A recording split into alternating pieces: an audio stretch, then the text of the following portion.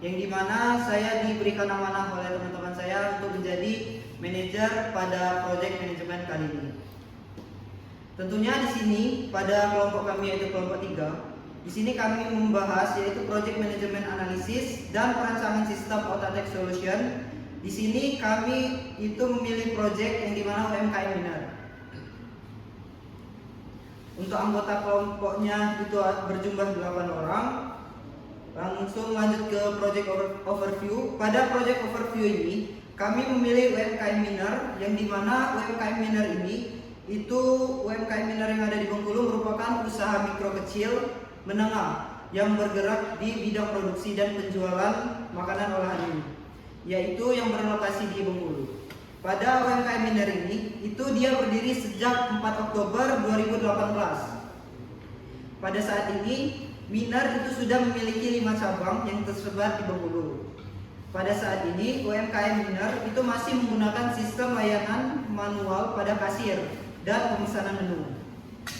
Dan juga menu pada Winner itu sebagian besar adalah olahan mie yang memiliki level berbeda-beda. Menu yang paling bestseller dalam UMKM Winner ini yaitu mie Barza yang penjualannya itu bisa sampai 50% dari menu yang lain. Melalui produk inovatif dan cita rasa yang khas, Winner Bengkulu berkomitmen untuk selalu meningkatkan kualitas dan pelayanannya. Oke, selanjutnya yaitu ada tujuan project yang akan disampaikan oleh Ivan Ali. Kepada Ivan Ali dipersilakan. Baik, di sini saya akan menjelaskan tentang tujuan dari proyek yang kami buat. Yang pertama, mempermudah pelanggan dalam melakukan pesanan menu secara mandiri dengan mengunggah QR code di setiap meja tanpa perlu antre di kasir. Kedua, meningkatkan efisiensi proses pemesanan dan pelayanan dengan pesanan otomatis terkirim ke dapur untuk dapat diproses. Ketiga, mengurangi kesalahan pencatatan pesanan, yaitu double order, salah meja atau pesanan hilang melalui sistem yang terintegrasi. Keempat, meningkatkan produktivitas kerja pegawai karena kasir tidak perlu lagi mencatat pesanan secara manual. Kelima, mempercepat proses pelayanan sehingga kapasitas layanan meningkat hingga lebih kurang 20% sampai 30%. Keenam, menghasilkan laporan penjualan otomatis harian, mingguan, bulanan untuk memudahkan analisis penjualan dan pengambilan keputusan manajerial. Oke, lanjut. Ada customer dan profile. Identitas UKM.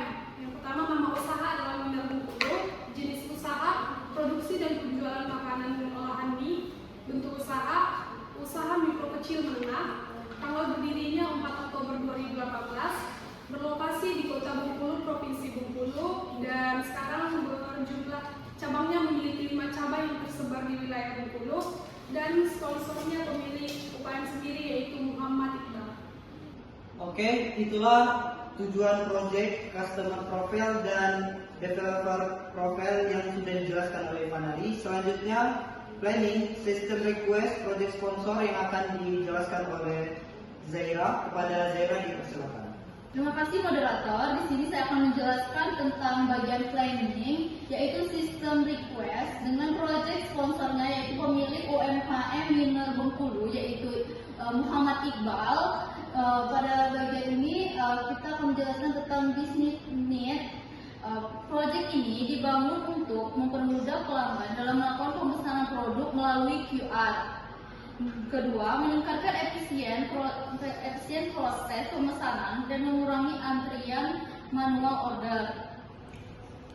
Yang ketiga, mempercepat proses pelayanan dengan pemesanan otomatis terkirim ke dapur.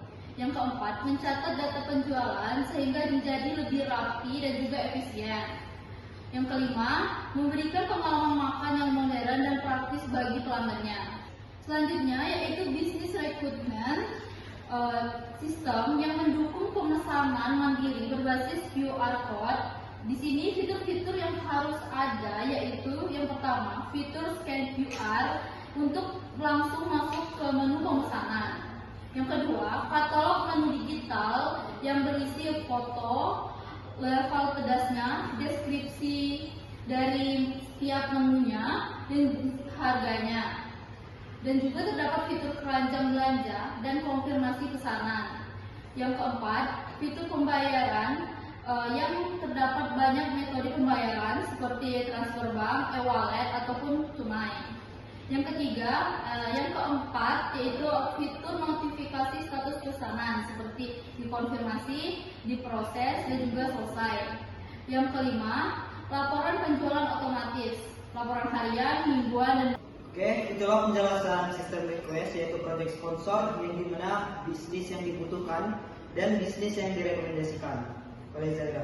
Selanjutnya yaitu business value yang akan dijelaskan atau dipaparkan oleh Yeni. Kepada Yeni dipersilakan. Di sini saya akan menjelaskan tentang business value yang terdiri dari intangible value dan tangible value. Intangible value yang pertama meningkatkan kenyamanan pelanggan dalam melakukan pemesanan tanpa harus antri. Yang kedua meningkatkan citra modern dan brand recognition UMKM Winer Bengkulu. Yang ketiga membuat pelanggan lebih loyal karena pengalaman akan yang praktis dan cepat. Selanjutnya ada tangible value yang pertama meningkatkan penjualan melalui kemudahan akses pemesanan. Peningkatan kapasitas layanan kurang lebih 20-30% karena proses pemesanan lebih cepat. Yang kedua, pengurangan biaya tenaga kerja kasir atau pelayan karena pemesanan dilakukan langsung oleh pelanggan melalui QR code. Yang ketiga, penghematan biaya kertas dan alat tulis untuk nota manual karena pesanan dicatat atau otomatis dalam sistem. Kurang lebih 7,5 juta per tahun. Yang keempat, mengurangi kerugian akibat kesalahan pencatatan pesanan, double order, salah meja atau pesanan hilang, sehingga operasional lebih efisien. Oke, itulah business value yang sudah dijelaskan oleh Yeni. Selanjutnya yaitu feasibility study, yaitu studi kelayakan yang akan disampaikan oleh Cindy. Kepada Cindy dipersilakan. Baiklah, di sini saya akan menjelaskan mengenai feasibility study, di mana studi kelayakan yang dilakukan ini untuk menilai apakah proyek sistem QR code Winer Bengkulu layak dikembangkan dan diimplementasikan dari berbagai aspek seperti teknis, ekonomi, operasional, hukum, waktu, dan juga pasar. Tujuan analisis ini adalah memastikan sistem dapat berjalan efektif, efisien, serta memberikan manfaat maksimal bagi UMKM Winer Bengkulu. Di mana di sini ada poin aspek teknis, yaitu di mana sistem QR code udah ada usaha berarti tidak. ya. Baiklah, di sini saya akan menjelaskan mengenai feasibility study, di mana di sini ada aspek teknis, yaitu sistem QR dinilai layak secara teknis karena dapat dikembangkan menggunakan teknologi yang sudah umum dan mudah diimplementasikan pada UMKM Winer Bengkulu. Kemudian ada aspek ekonomi atau finansial, di mana analisis finansial ini menunjukkan bahwa proyek ini layak secara ekonomi karena dapat meningkatkan efisiensi dan menekan biaya operasional. Kemudian ada aspek operasional, di mana sistem ini mendukung kegiatan operasional harian Winer Bengkulu secara signifikan. Kemudian ada aspek hukum, yaitu proyek ini tidak menyalahi aturan hukum yang berlaku. Ya. Kemudian ada aspek waktu, di mana berdasarkan rencana kerja, sistem ini dapat diselesaikan dalam waktu yang realistis, yaitu sekitar 1-3 bulan. Kemudian ada aspek pasar, di mana dari hasil pengamatan, tren pengguna sistem digital di sektor kuliner terus meningkat. Pelanggan saat ini lebih menyukai konsep self-service. Oke, itulah feasibility study, yaitu studi kelayakan yang sudah dijelaskan atau disampaikan oleh kepada Cindy. Selanjutnya yaitu use case yang akan dijelaskan oleh Gania. Kepada Gania dipersilakan. Setelah itu, pelanggan juga bisa menambahkan menu keranjang di dalam sistem. Dan kemudian pelanggan juga bisa konfirmasi pesanan. Untuk konfirmasi pesanan, data harus dikirim ke dalam sistem dulu. Dan selanjutnya pelanggan bisa menerima notifikasi pesanan. Dan terakhir pelanggan melakukan transaksi pembayaran. Untuk melakukan transaksi pembayaran, pelanggan harus memilih jenis pembayaran. Kemudian ke akun selanjutnya yaitu dashboard. Jadi dashboard itu mempunyai use case melihat data pesanan dan kemudian mempunyai use case mengubah status pesanan. Untuk mengubah status pesanan harus dikirim notifikasi ke pelanggan. Setelah itu ada aktor sistem pembayaran. Sistem pembayaran punya satu use case yaitu memproses pembayaran. Untuk memproses pembayaran itu dari transaksi pembayaran. Dan terakhir itu ada aktor owner yang mempunyai use case melihat laporan penjualan. Jadi melihat laporan penjualan itu bisa diperluaskan, yaitu filter berdasarkan periode. Jadi owner bisa memfilter berdasarkan periode. Kemudian aktor owner mempunyai satu use case yaitu melihat laporan penjualan. User case ini diperluaskan dengan use case filter berdasarkan periode. Jadi owner juga bisa memfilter berdasarkan periode untuk laporan penjualannya. Oke, itulah use case yang sudah dijelaskan oleh Gania tadi. Selanjutnya kita masuk ke activity diagram pada UMKM Miner ini yang akan dijelaskan oleh Verta dan Bagas. Kepada Verta dipersilakan. Baik, di sini saya akan menjelaskan tentang activity diagram. Di sini ada activity diagram pertama, yaitu dimulai start, lalu pelanggan membuka kamera untuk membuka aplikasi scan QR. Terus pelanggan scan QR order di meja atau di menu kasir. Terus sistem arahkan ke halaman katalog menu. Lalu sistem menampilkan daftar makanan, minuman, dan pelanggan melihat katalog menu. Sesudah itu selesai. Lanjut ke activity diagram kedua, start, lalu pelanggan memilih menu dari katalog. Terus sistem menampilkan detail menu, nama, harga, dan deskripsi.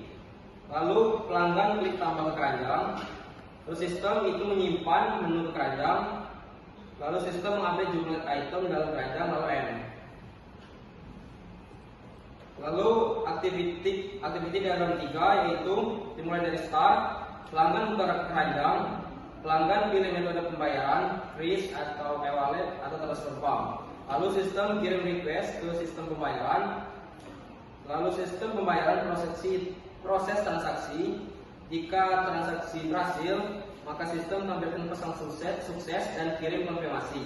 Jika tidak berhasil, maka sistem akan menampilkan pesan gagal dan minta ulang. Lalu M. Lalu activity diagram 4 dimulai dari start, lalu pelanggan memeriksa isi keranjang, terus pelanggan klik konfirmasi pesanan, lalu sistem simpan dan data pesanan, lalu sistem kirim pesanan ke dapur, dan sistem tampilkan notifikasi pesanan berhasil dikirim, lalu N. Oke, pada diagram selanjutnya yaitu mempunyai 3 aktivitas, di mana ada aktivitas dapur, sistem, dan pelanggan. Pada aktivitas ini dimulai dengan dari aktivitas dapur, yang dimana dapur itu mengubah status pesanan. Selanjutnya dia akan masuk ke dalam aktivitas sistem, yang dimana sistem ini itu akan mengirimkan notifikasi status pesanan. Dari sistem dia akan mengirimkan ke pelanggan, yang dimana nantinya di pelanggan itu akan menerima notifikasi status pesanan dari sistem tersebut. Dan M. Selanjutnya yaitu activity diagram yang ke-6, yang dimana punya 2 aktivitas, yaitu dapur dan sistem. Di sini dimulai dari dapur, yang dimana dapur akan login ke sistem dan lanjut ke aktivitas sistem. Di sistem itu akan menampilkan daftar pesanan terbaru. Dan dari sistem itu akan beralih lagi ke aktivitas dapur, yang dimana di dapur nanti akan memilih pesanan untuk diproses dan selesai. Untuk aktivitas diagram selanjutnya yaitu mempunyai 3 aktivitas, yang dimana dapur, sistem, dan pelanggan. Di sini dimulai dari aktivitas dapur, yang dimana dapur akan memilih pesanan tertentu, kemudian mengubah status pesanan. Dari status pesanan akan masuk ke dalam sistem. Di sistem itu akan mengirimkan notifikasi status pesanan. Dari sistem itu akan lanjut ke pelanggan, yang dimana pelanggan tersebut akan menerima status pesanan sedang diantar dan selesai.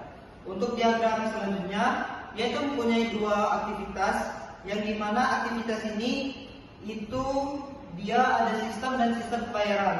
Di sistem itu dimulai dari sistem akan mengirim request transaksi ke sistem pembayaran. Pada aktivitas sistem pembayaran itu akan melakukan sistem pembayaran menerima request transaksi dari sistem tersebut. Selanjutnya validasi metode pembayaran. Di validasi metode pembayaran itu mempunyai dua validasi atau dua proses, yang dimana jika pembayaran berhasil atau proses transaksi akan dialihkan kembali ke sistem. Di sistem status pesanan itu berhasil dan selesai. Tetapi jika pembayaran itu tidak berhasil, maka kirim pesanan gagal ke sistem utama. Kembali lagi ke sistem akan mengirimkan atau menampilkan sistem pesanan gagal dan selesai. Selanjutnya aktivitas selanjutnya itu ada dua, yang dimana owner dan sistem. Di sini dimulai dari owner login, kemudian punya dua validasi atau dua proses, yang dimana ketika laporan filter tersebut dilaksanakan atau berhasil, dia akan lanjut ke filter periode laporan dan akan masuk ke sistem, yang dimana menampilkan laporan dan selesai. Tapi jika tidak, dari sistem maka akan menggenerate laporan, terus lanjut ke menampilkan laporan dan selesai. Itulah mungkin aktivitas diagram yang dijelaskan oleh Verta dan saya sendiri. Selanjutnya itu sequence diagram yang akan dijelaskan oleh Risti. Pada Risti dipersilakan. Baiklah, di sini saya akan menjelaskan mengenai sequence diagram yang dilakukan di dalam sistem. Pada sequence diagram yang pertama ini untuk menggambarkan proses interaksi antara aktor pelanggan dengan sistem pada saat pelanggan ingin melihat katalog menu di dalam kode QR. Proses awalnya dimulai ketika pelanggan akan membuka kamera atau memindai aplikasi scan QR. Setelah sistem memindai aplikasi scan QR di dalam menu atau di atas meja kasir, lalu halaman akan menampilkan katalog menu yang sudah ditampilkan. Lalu sistem akan melihatkan katalog menu yang ada. Lalu untuk sequence diagram yang kedua dimulai ketika pelanggan akan memeriksa isi keranjang di dalam sistem, dan sistem akan menampilkan isi keranjang yang ada di dalam sistem tadi. Lalu pelanggan akan mengkonfirmasi pesanan ke dalam sistem, dan sistem akan menyimpan data pesanan dan akan mengirimkan pesanannya ke dapur. Lalu sistem akan mengirimkan notifikasi pesanan berhasil dikirim untuk mengkonfirmasi bahwa pesanan berhasil dikirim ke pelanggan. Lalu untuk yang ketiga, dimulai ketika pelanggan akan membuka keranjang dan memilih metode pembayaran ke dalam sistem, dan sistem akan mengirimkan permintaan pembayaran ke dalam sistem pembayaran. Lalu sistem pembayaran akan memvalidasi dan memproses transaksi yang dilakukan. Lalu sistem pembayaran akan mengirimkan status transaksi ke dalam sistem, dan sistem akan mengirimkan notifikasi dan menampilkan bahwa pembayarannya dilakukan sudah berhasil ataupun gagal. Kalau berhasil, sistem akan menampilkan pesan sukses dan mengkonfirmasi. Kalau pembayarannya gagal, sistem akan meminta ulang pelanggan untuk melakukan konfirmasi pembayaran. Lalu sequence yang keempat akan diproses ketika pelanggan memeriksa isi keranjang dan menampilkan isi keranjang, dan pelanggan akan mengkonfirmasi pesanan yang pelanggan pilih. Lalu sistem akan menyimpan pesanan yang dilakukan oleh pelanggan dan akan mengirimkan pesanannya ke dapur, dan sistem akan mengirimkan pesanan berhasil dikirim kepada pelanggan. Lalu sequence diagram yang kelima itu dapur akan mengubah status pesanan dari diproses menjadi selesai ke dalam sistem. Sistem akan mengirimkan status pesanan ke dalam pelanggan, dan pelanggan akan menerima notifikasi status bahwa pesanannya sudah dikirim ke dalam pelanggan. Yang keenam itu dapur akan login ke dalam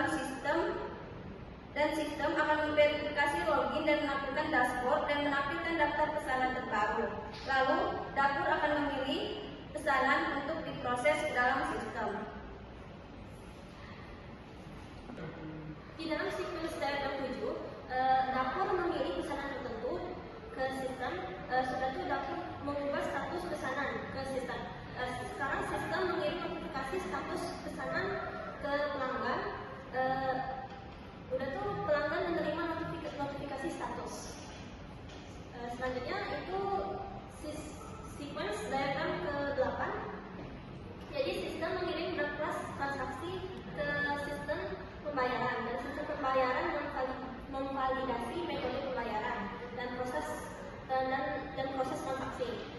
Setelah itu mengirim status pembayaran berhasil ke sistem dan jika gagal itu akan mengirim status pembayaran gagal ke sistem. Dan terakhir itu sequence diagram ke-9. Di dalam sequence diagram ke-9 itu owner login ke sistem dan sudah itu sistem akan memverifikasi akun owner dan owner setelah itu akan memilih menu laporan penjualan dan setelah itu owner memilih filter harian, mingguan atau bulanan dan setelah memilih filter sistem akan mengenerate laporan sesuai filter dan setelah itu menampilkan laporan penjualan ke owner. Oke, itulah penjelasan atau penyampaian hasil proyek manajemen kami pada kali ini. Saya tutup. Wabillahi taufiq wal hidayah. Wassalamualaikum.